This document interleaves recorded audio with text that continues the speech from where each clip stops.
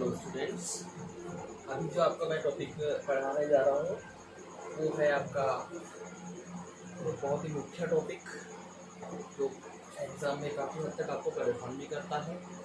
ठीक है, वैसे इजी है टॉपिक, लेकिन क्योंकि हम अच्छे से समझ नहीं पाते हैं इसलिए हमारे लिए टॉपिक टफ हो जाता है। बाकी टॉपिक इतना ज़्यादा टफ है नहीं, जो हम पढ़ने वाले हैं अभी।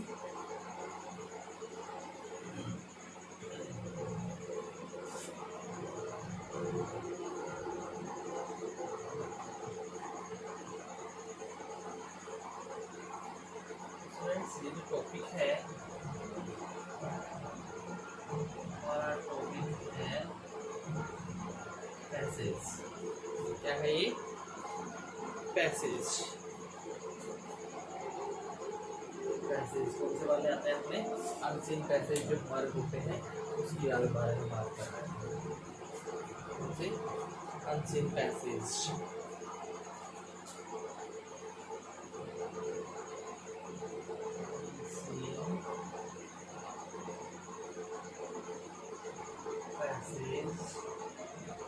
और कॉम्प्रेहेंशन।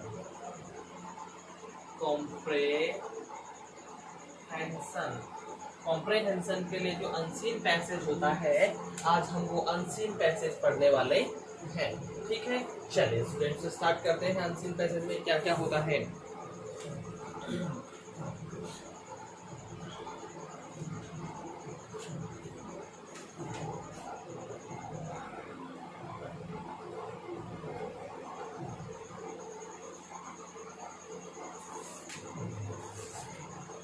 तो ये जो पैसेज हम पढ़ते हैं मोस्टली हमारे 12वीं क्लास में फर्स्ट क्वेश्चन होता है ये। ठीक है, फर्स्ट क्वेश्चन होता है, इसमें आपको कुछ क्वेश्चन दिए होते हैं और उन क्वेश्चंस के आधार पर ही आपको क्या है, वो जो दिए होते हैं उनके आधार पर ही आपको क्या करने होते हैं कि भैया आंसर देने होते हैं। ठीक है, तो अब पहली चीज़ तो हम ये देखते हैं कि भैया ये लिखे कैसे जाते हैं। सबसे पहली चीज़ तो इनमें क्या होता है। ठीक है,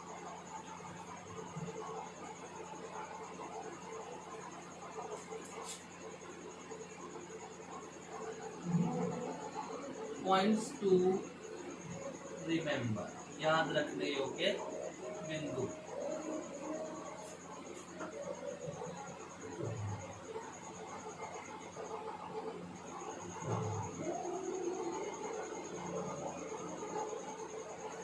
चलिए, तो सबसे पहली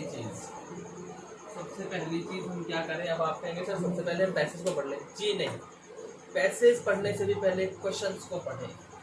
ठीक है, read the questions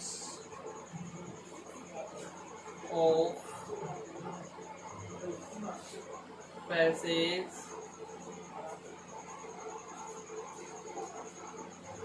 carefully before reading the passage। यानी कि पैसेज को पढ़ने से पहले हम क्या करें? पैसेज की जो क्वेश्चंस हैं, क्वेश्चंस को ध्यानपूर्वक पढ़ें। प्रश्नों को ध्यानपूर्वक पढ़ें और क्या करें?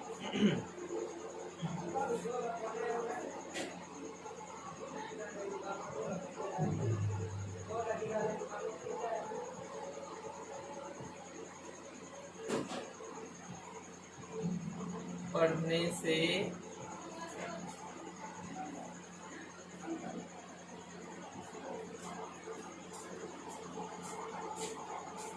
पहले ध्यानपूर्वक पढ़ें। क्या करें कि पहले गद्यांश को पढ़ते हैं मोस्टली, लेकिन गद्यांश को पढ़ने से पहले, पैसेज को पढ़ने से पहले हम उसके जो क्वेश्चंस हैं उनको थोड़ा ध्यानपूर्वक पढ़ लें, जिससे कि हमें क्या है कि क्वेश्चंस भी अच्छे से समझ में आ सके। ठीक है, भाई क्वेश्चन समझ में आ जाएंगे, फिर हम पैसेज को पढ़ेंगे तो कहाँ कौन से क्वेश्चन से रिलेटेड क्या चीज़ है वो हमको मिलती जाएगी और हमको फिर उसके आंसर छांटने में थोड़ी सी क्या है आसानी रहेगी। ये सबसे बड़ी चीज होती है। ठीक है,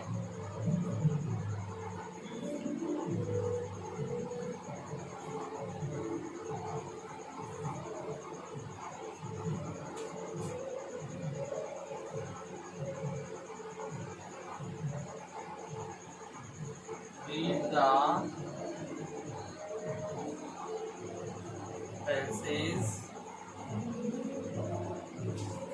carefully, read the passage carefully. अब ये हो जाने के बाद में क्या करेंगे,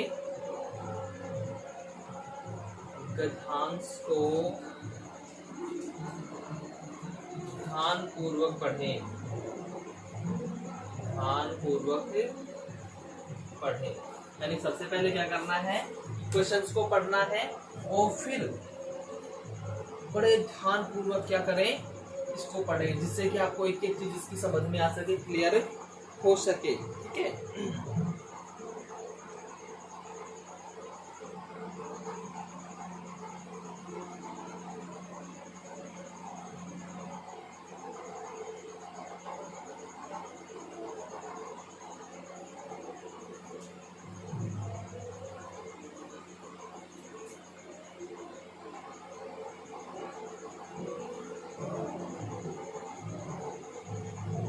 underline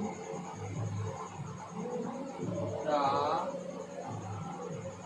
related lines। जितनी भी संबंधित लाइनें हैं उन सबको क्या करें, अंडरलाइन कर लें। क्या करें, हम उनको अंडरलाइन कर लें। Underlines and right the question number in left side, right side या लेफ्ट साइड, जहाँ पे भी, इन राइट साइड। ठीक है, तो यहाँ पे संबंधित पंक्तियों को रेखांकित करके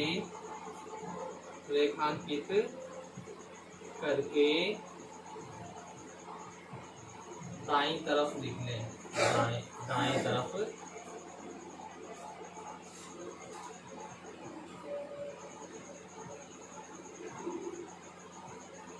ये आपके पास में जितनी भी पंक्तियां जिनको आपने रेखांकित किया उन सबको क्या करें, वो सॉरी करके दाईं तरफ प्रश्न संख्या लिख लें, दाएं तरफ प्रश्न संख्या लिख लें। कि भैया वहां पे हम क्या करते जाते हैं, जैसे जैसे पढ़ते जाते हैं, जैसे जैसे पॉइंट्स मिलते जाते हैं, तो हमारे लिए क्लियर होता जाता है कि कौन से क्वेश्चन का आंसर हो सकता है, तो वो क्वेश्चन के हिसाब से उनके नंबर लिखते जाए। ठीक है, उससे क्या होगा कि हमें प्रश्न छांटने में, प्रश्नों के उत्तर छांटने में बड़ी ही आसानी होगी। ठीक है,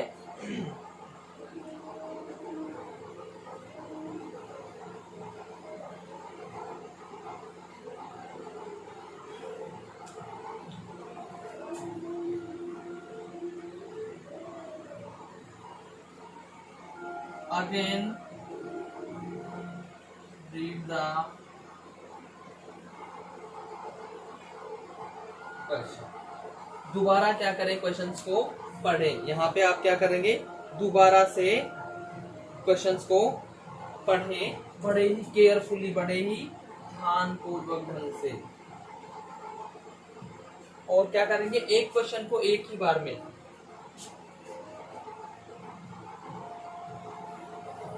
one question in one time, एक बार में एक ही क्वेश्चन पढ़ें, एक बार में एक ही क्वेश्चन पढ़ें, जिससे कि वो अच्छे से समझ में आ सके। ठीक है,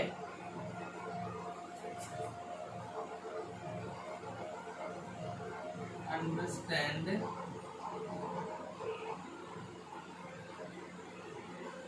द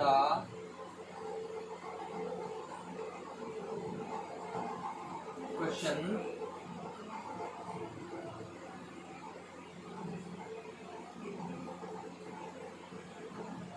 अवॉइड रॉन्ग आंसर या गलत उत्तर देने से बचने के लिए क्या करें कि प्रश्न को अच्छे से हम समझें, बहुत अच्छे से प्रश्न को समझें, उसी के बाद हम उसका दें search the answer, search the answer in passage and underline it. तो यहाँ पे मैंने क्या किया है भाई, दोबारा प्रश्नों को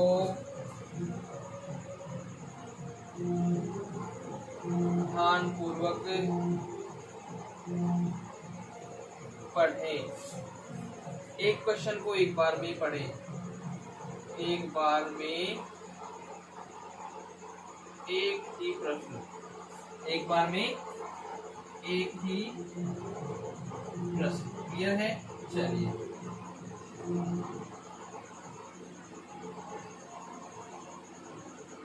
गलत उत्तर से बचने के लिए प्रश्न को समझें, प्रश्न को समझें, यानी प्रश्न को समझें और समझकर ही उसका उत्तर दें, जिससे कि आपका आंसर गलत ना हो। क्लियर है? उसके बाद क्या करना है,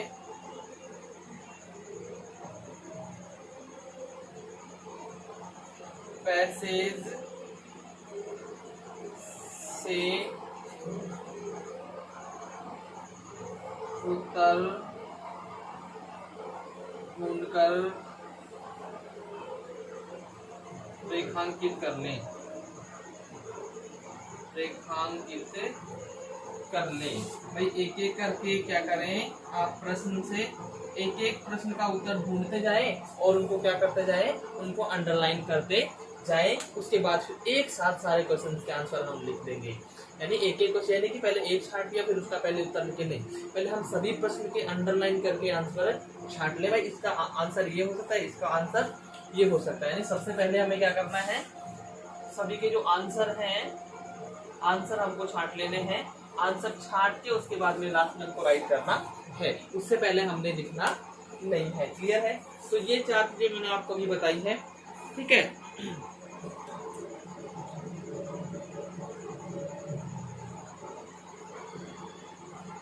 5 चीजें हो गई, 4 चीजें सॉरी। ठीक है, 4 चीजें मुख्य हो गई। क्या? पहले क्वेश्चन को पढ़ें, मतलब पैसेज को पढ़ने से पहले प्रश्नों को पढ़ें। पैसेज को पढ़ने के लिए पहले क्या करें, हम प्रश्नों को पढ़ें। ठीक है,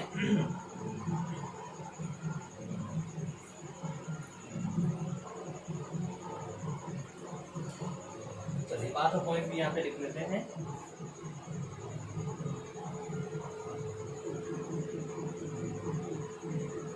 राइट आंसर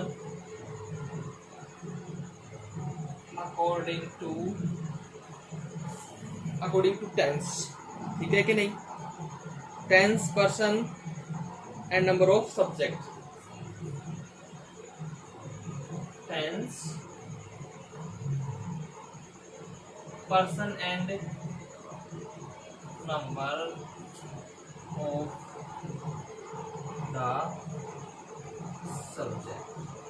ठीक है, अब आपको क्या करना है भैया, आंसर लिखने हैं, उत्तर लिखने हैं। उत्तर में आपको क्या करना है,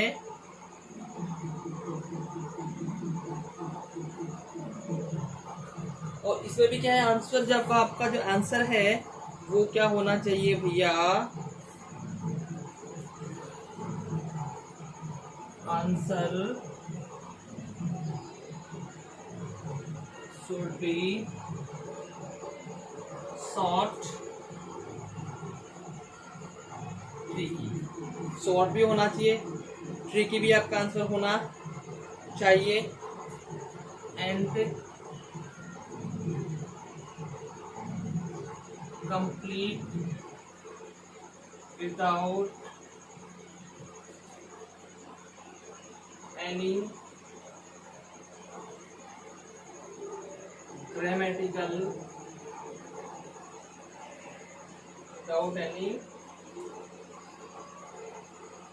grammatical मिस्टेक। ठीक है जी, कि जितने भी आप सेंटेंस आप यहाँ पे आंसर दे रहे हैं तो आंसर देते वक्त आप ये ध्यान रखें कि टेंस सही होना चाहिए, प्रॉपर टेंस, प्रॉपर पर्सन और number, first person, second person, third person, उसके अनुसार उसके नंबर का यूज करते हुए आप आंसर देंगे। और आपका जो आंसर है वो संक्षिप्त और पूर्ण, संक्षिप्त, पूर्ण और साथ ही साथ क्या होना चाहिए, सटीक भी होना चाहिए। इसमें किसी प्रकार की कोई दो राय नहीं है। क्लियर है कि नहीं है? तो ये चीज आपको ध्यान रखनी है। मैं ऊपर से जो पॉइंट्स आपके क्लियर हो गए एक बार समझा देता हूँ, फिर उनको बता देता हूँ। सबसे पहले क्या करना है पैसेज में, आपको पैसेज पढ़ने से भी पहले उसके क्वेश्चंस पढ़ने हैं। पैसेज पढ़ने से पहले क्या करने हैं भैया, क्वेश्चंस पढ़ने हैं।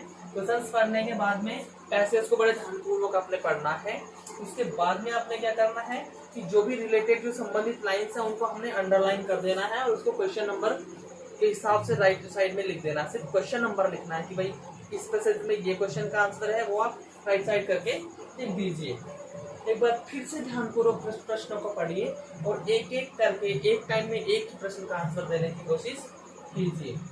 और आंसर को पहले अच्छे से, पहले क्वेश्चन को अच्छे से समझिए, जिससे कि उसका आंसर अच्छे से देख सकें और आपसे यहाँ पे गलती ना हो। क्लियर है कि नहीं है?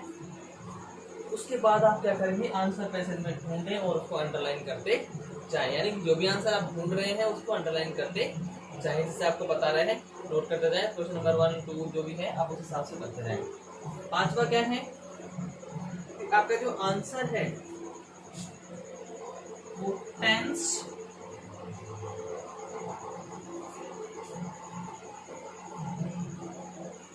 पर्सन और नंबर के अनुसार होना चाहिए। यानी इसका मैं हिंदी लिख रहा हूं, उत्तर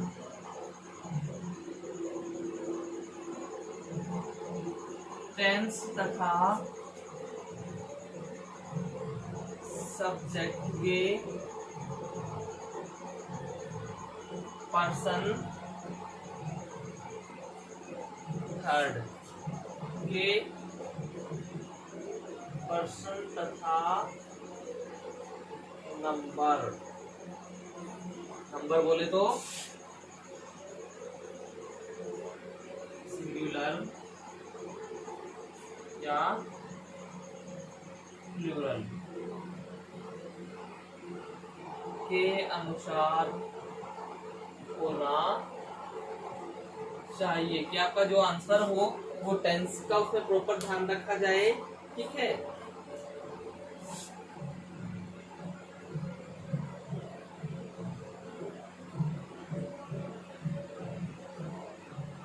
संक्षिप्त, स्पष्ट और पूर्ण तथा बिना किसी व्याकरण की गलती के होना चाहिए।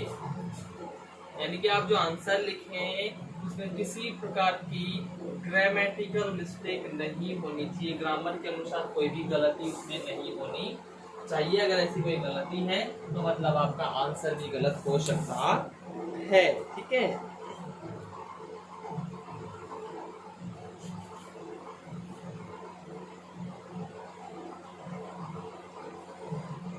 इसके बाद अगली चीज क्या होती है कि जो क्वेश्चंस पूछे जाते हैं, ठीक है, वो किस प्रकार से पूछे जाते हैं। ठीक है,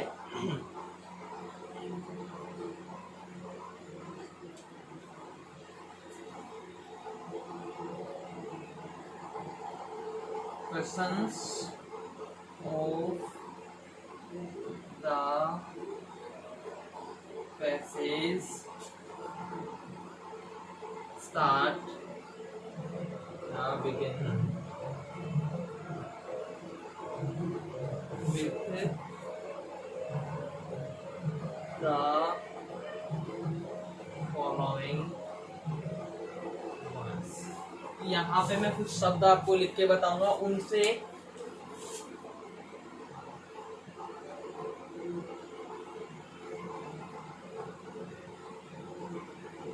पैसेज के प्रश्नों की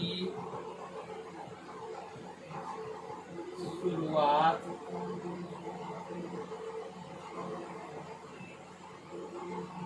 फॉलोइंग वर्ड से होती है।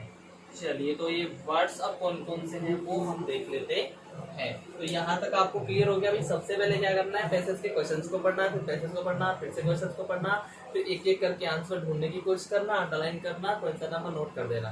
क्लियर है? टेंस की गलती ना हो, पर्सन की गलती ना हो, सब्जेक्ट की गलती, सब्जेक्ट के नंबर की गलती ना हो। क्लियर है कि नहीं है? और उसके बाद में हम क्या करें, कुछ वर्ड्स का ध्यान रखें जिससे क्वेश्चन स्टार्ट होते हैं, उस क्वेश्चन का किस प्रकार से आंसर होते हैं, ये चीज आपको मैं अभी बताने वाला हूँ। इस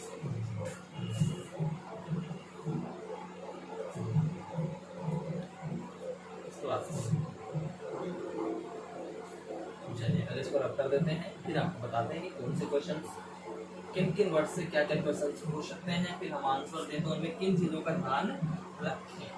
ये चीजें आपको ध्यान देने के लिए बताई जाएंगी।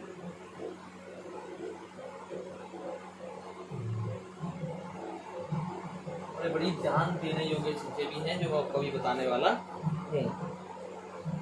देखिए, जैसे पहली चीज, अगर ये स्टार्ट होता है हु से, क्या है ये? हु। तो इसका मतलब क्या क्या क्या होगा यहाँ पे? कौन, किसने, किन्होंने आदि। कौन, किसने, किन्होंने, किन्होंने। ठीक है, ये हो सकते हैं। तो जब ये हो रहे हैं तो भैया आपने फिर आंसर में क्या करना है, यानी कि आपको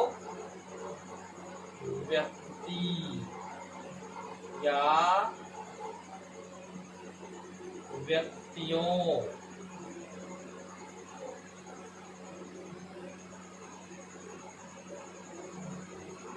व्यक्ति या व्यक्तियों के बारे में सूचना देनी है। क्या करनी है भाई इसमें, कि यहाँ पे जो भी व्यक्ति है या व्यक्तियों के बारे में पूछा जा रहा है, कौन तो एक व्यक्ति भी हो सकता है, ज्यादा भी हो सकता है, किसने एक भी हो सकता है, ज्यादा भी हो सकता है, किन्होंने एक भी हो सकता है, ज्यादा भी हो सकता है। तो जितने भी व्यक्ति या व्यक्तियों के बारे में पूछा गया है उनकी पूरी सूचना देनी है, अगर इससे स्टार्ट हो रहा है तो। ठीक है कि नहीं है? चलिए,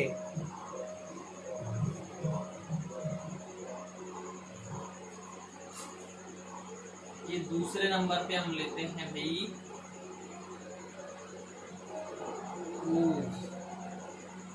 उसका मतलब होता है किसका, किसकी और किसके। तो यहाँ पे आपको बताएं कि जो पूज है, पूज की जहां तक मैं बात करता हूँ तो क्या होता है, किसी व्यक्ति, वस्तु, स्थान। ठीक है, व्यक्ति या वस्तु या स्थान। व्यक्ति, वस्तु या स्थान से संबंध या स्वामित्व, संबंध या स्वामित्व की सूचना देनी है। से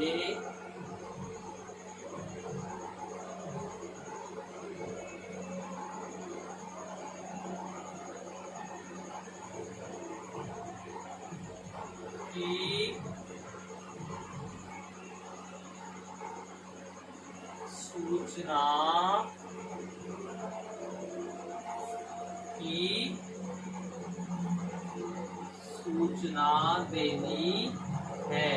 क्या करना भाई, किसी भी व्यक्ति, वस्तु, यानी कि आपका जो क्वेश्चन अगर पूज से हो रहा है, पूज से हो रहा है तो किसका, किसकी या किसके, तो यहाँ पे मतलब क्या होगा, या तो किसी व्यक्ति या वस्तु या स्थान से संबंधित कोई भी, या तो उससे संबंध या उसके स्वामित्व की सूचना आपको देनी है। वहां पे इन तीनों में से किसी से भी संबंध हो सकता है, तो उसकी सूचना आपको यहाँ पे उपलब्ध करवानी है। क्लियर है?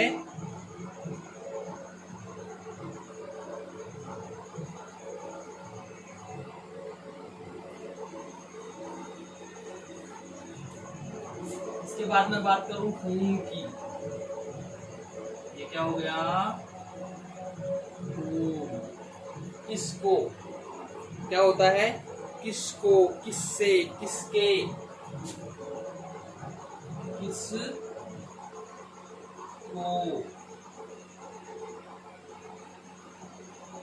किस से, किस के, किसको, किससे, किसके, किसे, किसे। तो इस कंडीशन में सिर्फ आपको एक व्यक्ति की इंफॉर्मेशन देनी है। सिर्फ क्या करना है, यहाँ पे आपको व्यक्ति के विशेष में सूचना देनी है। किसी भी व्यक्ति के विषय में सूचना देनी है। क्लियर है कि नहीं है? तो यहाँ आपको व्यक्ति विशेष के बारे में सूचना देनी है। किसमें? whom में। किसमें भाई? whom में आपको व्यक्ति विशेष की सूचना देनी है। ठीक।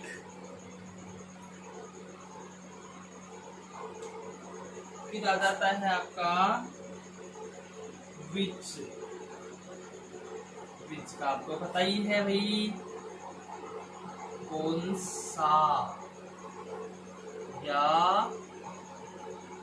कौन सी, व्यक्ति, वस्तु, प्राणी, ठीक है, विचार, व्यक्ति या वस्तु या प्राणी या विचार के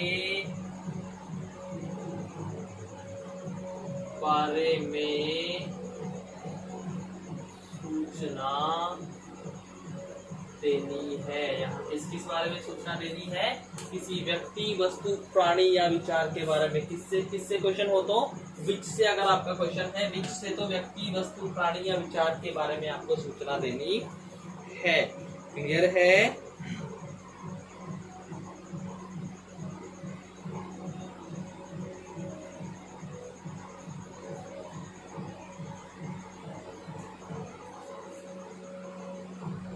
अगर आता है what means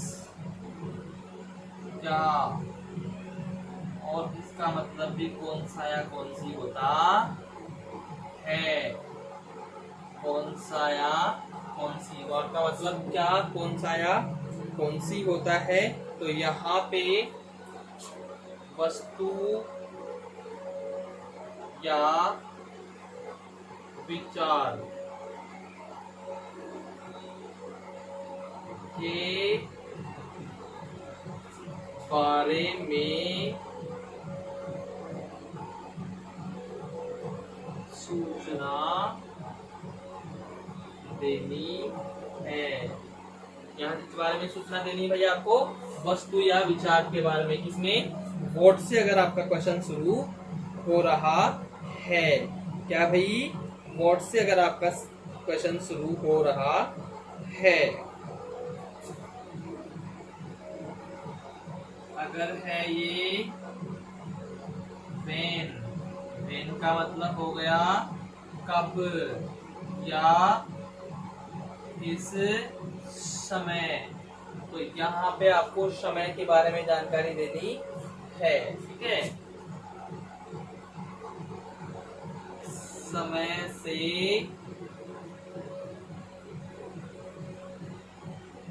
संबंधित समस्त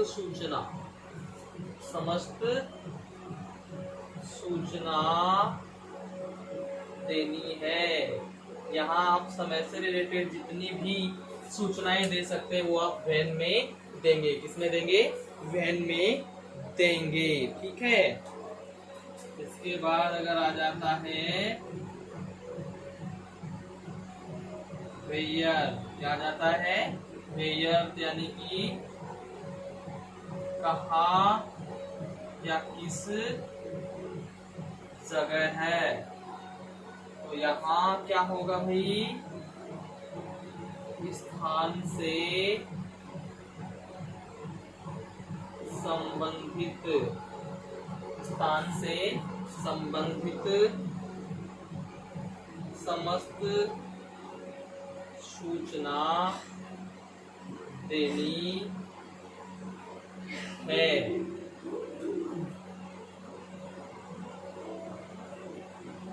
अगर आ जाता है वाई, वाई मीन्स क्यों या फिर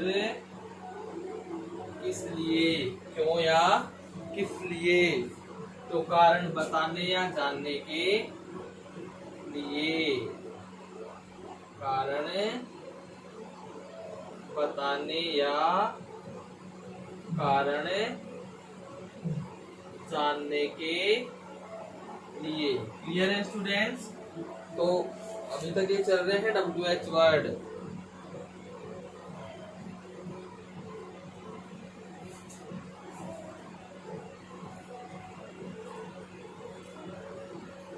देखिए इसके बाद में हाउ अगर आ जाता है, क्या? हाउ तनिक बड़ा है ये। कैसे, कितने, ठीक है।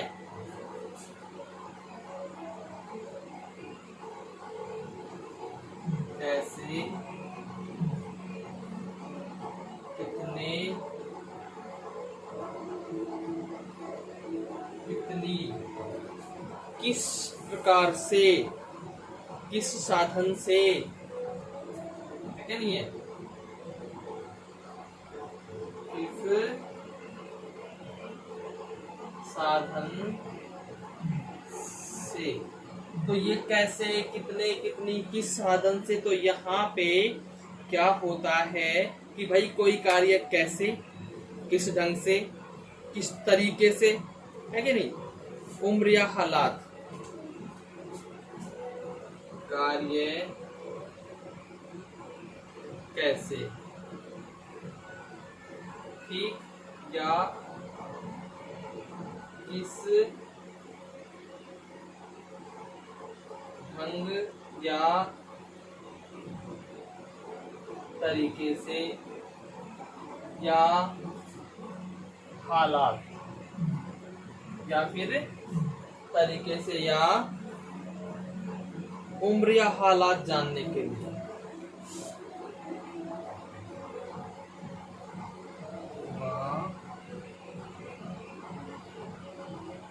या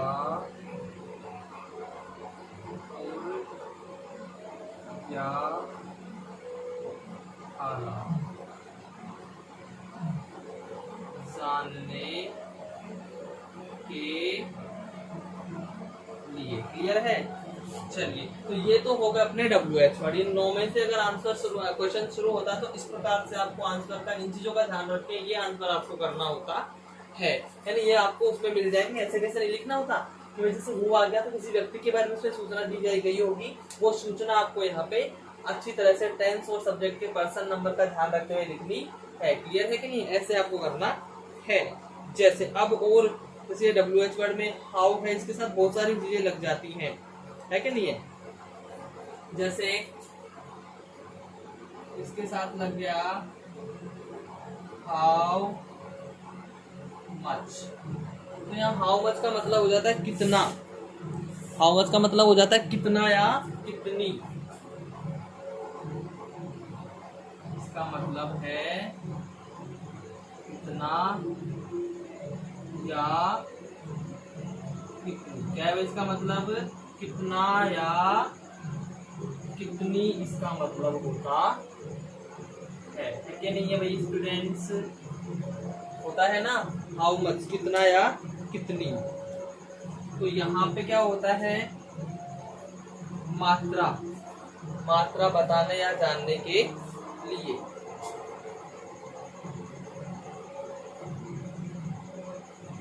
मात्रा या मूल्य,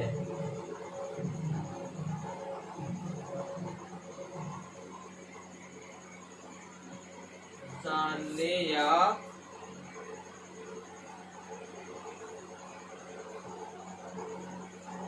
बताने के लिए। किसके लिए होता है, मात्रा या मूल्य जानने या बताने के लिए, ठीक है।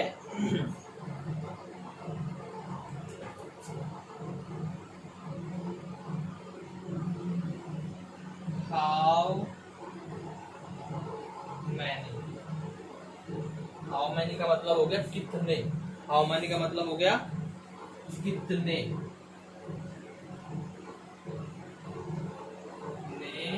या कितनी। तो यहाँ पे मात्रा बता रहे थे हम हाउ मच से, हाउ मच से हम क्या कर रहे थे, मात्रा बता रहे थे। यहाँ पे संख्या बताते हैं, हाउ मैनी में क्या बताते हैं, संख्या जानने या बताने के लिए। संख्या को जानने या बताने के लिए हाउ मैनी से भी आपका क्वेश्चन शुरू हो सकता है, ठीक है। हाउ लॉन्ग, हाउ लॉन्ग यानी कि कब तक, कब तक या फिर कब से, कब तक या कब से, यानी कि ये क्या है, समय अवधि के लिए। किसके लिए होता है, समय अवधि जानने या बताने के लिए।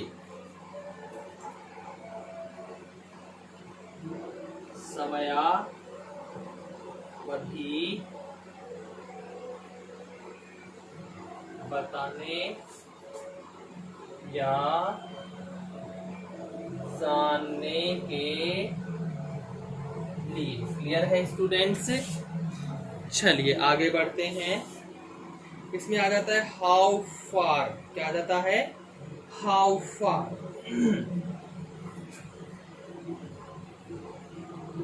हाउ फार यानी कि कितना दूर। इसका मीन क्या है, कितना दूर, यानी कि दूरी से संबंधित समस्त सूचना देनी है, सूचना देनी है। क्लियर है? हाउ फार में क्या करना है, दूरी से संबंधित जितनी भी सूचनाएं हैं वो सारी देनी है। हाउ ओल्ड, कितना बड़ा या कितना पुराना। हाउ ओल्ड,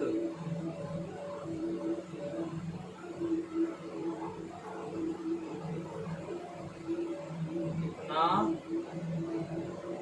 बड़ा या कितना पुराना। कितना बड़ा या कितना पुराना यानी यहाँ पे क्या है, उम्र से संबंधित समस्त सूचना। उम्र से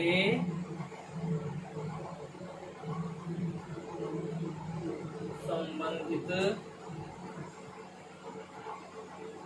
समस्त सूचना देनी है। क्या करनी है जी, उम्र से संबंधित जितनी भी सूचनाएं हैं वो सारी आपको उपलब्ध करानी है। अगर हाउ ओल्ड से आपका क्वेश्चन पैसेज में प्रारंभ होता है, ठीक है।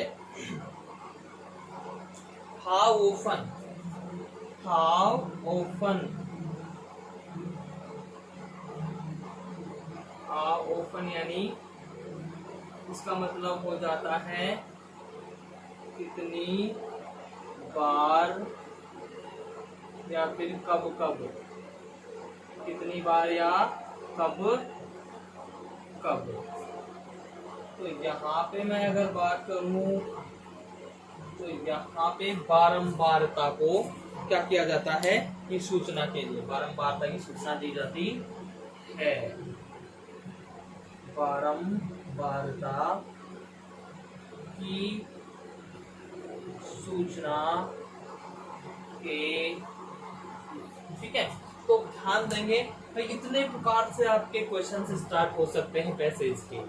पैसेज हमने पढ़ लिया, पैसेज के क्वेश्चन हमने देखे, तो इतने प्रकार से इनमें से किसी से भी आपके क्वेश्चन शुरू हो सकते हैं। तो अगर इनमें से किसी से भी क्वेश्चन शुरू होते हैं तो उनका मीनिंग क्या होता है, फिर उनमें आंसर क्या करना होता है, ये चीजें सारी आपको क्लियर है। अगर ये क्लियर है तो आप आंसर, मैं बता सकता हूँ कि 80% तक आपका आंसर सही हो जाएगा। बस आपको थोड़ा सा 10% और नंबर का ध्यान रखना, आपका कंप्लीट भी सही हो सकता है। देखिए, अगर क्वेश्चन हु से शुरू हो रहा है, इसका मतलब उसका मतलब है या तो कौन या किसने या किन्होंने। उसका मतलब क्या होगा, या तो कौन या किसने या किन्होंने। तो मतलब वहां पे आपको व्यक्तियों के संबंध में या किसी व्यक्ति विशेष के संबंध में सूचना देनी है। तो फिर हम छाटेंगे भाई कि पैसेज में किसी व्यक्ति के बारे में सूचना कहाँ लिखी हुई है, फिर हम उसका आंसर देंगे। अगर हु से शुरू होता है, इसका मतलब होता है किसका, किसकी या किसके।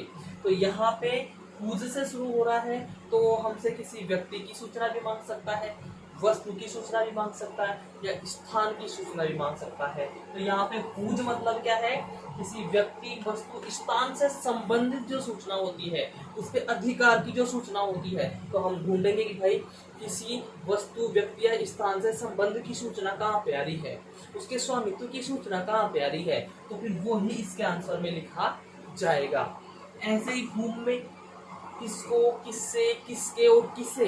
अगर इन मतलब हुम से शुरू होता है, इनका मतलब ये हो सकता है। तो इनका मतलब जब हुम से शुरू होता है, ध्यान रखिए, सिर्फ और सिर्फ व्यक्ति के विषय में सूचना देनी है। तो वहां पे हमको फिर ढूंढना है कि किसी व्यक्ति के बारे में सूचना कहाँ है, वही आपका आंसर हो जाएगा।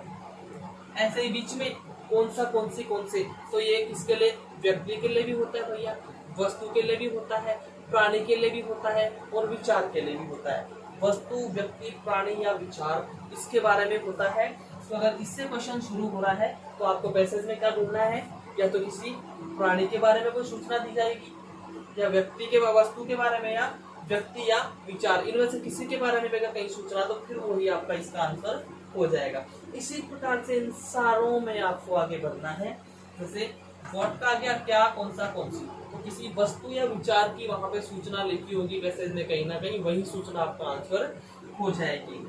व्हेन, कब या किस समय, तो यानी व्हेन पूछ रहा है मतलब किसी न किसी घटना का समय वहां पे पूछ रहा है, तो आपको वहां समय से संबंधित इसमें आंसर देना है। जो भी पैसेज में समय से संबंधित हो वो इसका आंसर हो जाएगा।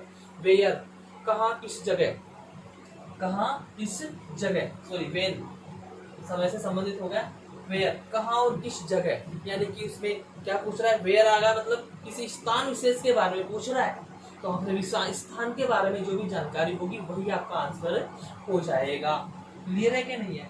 वाई, क्यों या किस लिए, सिंपल सा है भैया, कारण बताने के लिए। तो जहाँ पे भी कोई कारण छिपा हुआ हो पैसेज में, किसी लाइन में, किसी पंक्ति में अगर पैसेज का मतलब सॉरी रीजन छुपा हुआ है, तो फिर वो आपका इस भाई वाले क्वेश्चन का आंसर भी हो जाएगा। हाउ मच, भाई यहाँ पे आपको मात्रा या किसी चीज की मूल्य, किसी चीज की मात्रा या किसी चीज का मूल्य बताना पड़ेगा जो आपको पैसेज में दिया होगा। तो इसका आंसर क्या हो जाएगा, वही हो जाएगा इसमें कोई मात्रा या मूल्य के बारे में बात की जा रही है। क्लियर है कि नहीं है।